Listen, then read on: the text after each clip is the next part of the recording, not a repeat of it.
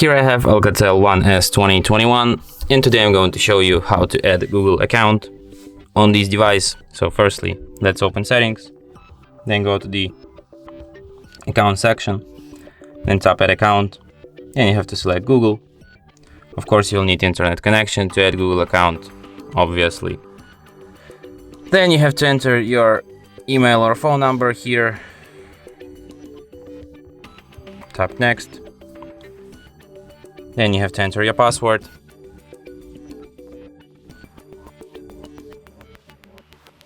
Tap next.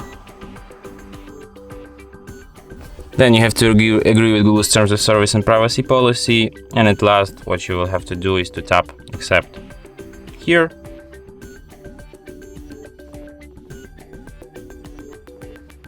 An account will be added. If you want to remove this account, just select it here and then tap remove account and then confirm it.